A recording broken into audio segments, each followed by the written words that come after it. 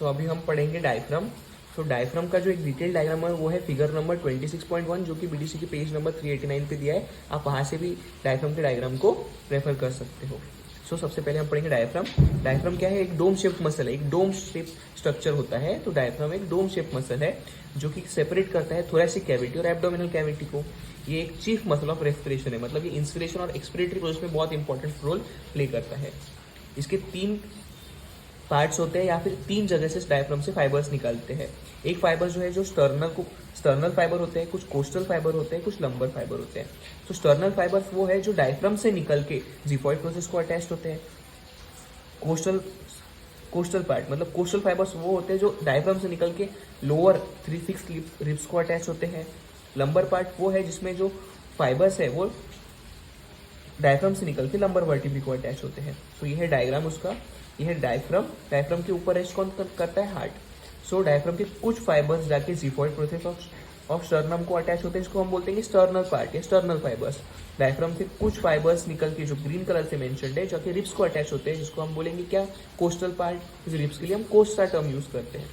Diaphragm से कुछ fibres निकल के लंबर वर्टिब्री को जाके अटैच होंगे, जिसको हम क्या बोलेंगे? लंबर फाइबर्स या लंबर पार्ट। सो ऐसे थे डायफ्राम के 3 part, sternal part, coastal part और लंबर पार्ट। डायफ्राम के 2 क्रक्स होते हैं। ये डायफ्राम है जो है कि सेंट्रल टेंडन है, इसका ये साइड में होगा राइट क्रस और लेफ्ट साइड में होगा लेफ्ट क्रस। राइट क्रस ये होता है L1, L2 और L3 के लाइन पे, और लेफ्ट क्रस होता है L1 और L2 के लाइन में। क्लियरली दिख रहा है कि राइट क्रस ये है स्ट्रॉन्गर होता है और लार्जर होता है लेफ्ट क्रस से। उसके बाद है मसल फाइबर। ये जो डायफ्राम है, डायफ्राम का ये जो बीच वाला स्ट्रक्चर है वो है सेंट्रल टेंडन, और राइट साइड में है राइट डोम और लेफ्ट डोम, और राइट में है राइट डोम और लेफ्ट में है लेफ्ट डोम। सेंट्रली क्या प्रेजेंट है? Central tendon. सेंट्रली क्या है? Central tendon.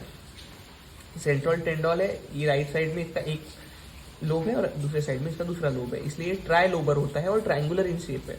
ये 3 लिफलेट से बना होता है। मीडियली जो लिफलेट होगा वो ट्रायंगुलर होगा, और राइट एंड लेफ्ट साइड में जो लिफलेट होगा, ये राइट लिफलेट है और लेफ्ट लिफलेट है, ये टंग शेप्ड होगा और लैटरली बैकवर्ड जाते हुए दिखेगा आपको।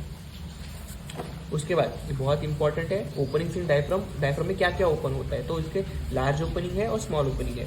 लार्ज ओपनिंग में क्या क्या ओपन होता है? इसमें एओर्टा ओपन होता है at the level of thoracic 12 vertebrae T12। Oesophagus open होता है, oesophageal opening at level of T10। Vena cava की ओपनिंग होती है at the level of T8। तो इसमें ये 3 मेजर ओपनिंग होती है। 3 स्मॉल ओपनिंग जो इसमें होती है वो है ग्रेटर एंड लेसर स्प्लैंक्निक नर्व्स, सब coastal nerve and vessel, superior epigastric vessel और मस्कुलोफ्रेनिक वेसल। ये थी उसकी स्मॉलर ओपनिंग। उसके बाद इसके पढ़ेंगे डायफ्राम के रिलेशन। डायफ्राम की सुपीरियरली क्या होता है? डायफ्राम, ये देखो ये डायग्राम में हमने देखा है कि डायफ्राम के ऊपर क्या है? हार्ट रेस्ट करता है, और हार्ट के साइड में क्या होता है? लंग्स। हार्ट के साइड में क्या होता है? लंग्स होता है। तो डायफ्राम के सुपीरियरली क्या प्रेजेंट होता है? हार्ट, लंग्स, और लंग्स की कवरिंग क्या है? प्लूरा। तो वही यहाँ पे मेंशन किया है कि जो डायफ्राम का जो सुपीरियरली क्या प्रेजेंट होता है? पेरिकार्डियम, लंग्स और प्लूरा। इंफीरियरली क्या होगा? डायफ्राम के नीचे क्या होता है? लीवर होता है राइट साइड में। लेफ्ट साइड में क्या होता है? फंडस ऑफ स्टमक होता है, स्प्लीन होता है, किडनी होती है, और किडनी के ऊपर क्या होगा? सुप्रारेनल ग्लैंड। डायफ्राम का जो नर्व सप्लाई है वो है फ्रेनिक नर्व। क्लिनिकल एनाटॉमी में हम 3 पॉइंट पढ़ेंगे, जिसमें हम सबसे पहले पढ़ेंगे हिकअप। हिकअप में होता है क्या होता है? स्पाज्मोटिक कॉन्ट्रैक्शन ऑफ डायफ्राम, मतलब डायफ्राम जो स्प्लेनिक मसल है बहुत ही रैपिड कॉन्ट्रैक्ट करने के कारण आपको हिचकी आती है, मतलब हिकअप। उसके बाद है शोल्डर टिप पे, मतलब अगर डायफ्राम का इरिटेशन होगा तो उसका जो पेन होगा वो हमको लेफ्ट शोल्डर में हो सकता है या राइट शोल्डर में हो सकता है, क्योंकि जो डायफ्राम का जो नर्व सप्लाई है और शोल्डर टिप का जो नर्व सप्लाई है वो सेम है, इसलिए डायफ्राम पे अगर कोई भी इंजरी होती है तो उसका पेन हमको शोल्डर पे हो सकता है, इसको हम बोलते हैं रेफर्ड पेन। उसके बाद है यूनिलैटरल पैरालिसिस ऑफ डायफ्राम। अगर फ्रेनिक नर्व डैमेज हो गई, लीजन आ गया, लीजन मतलब इंजुरी, अगर फ्रेनिक नर्व पे कोई भी इंजुरी हो जाती है तो उससे डायफ्राम का पैरालिसिस हो सकता है। सो ये था डायफ्राम।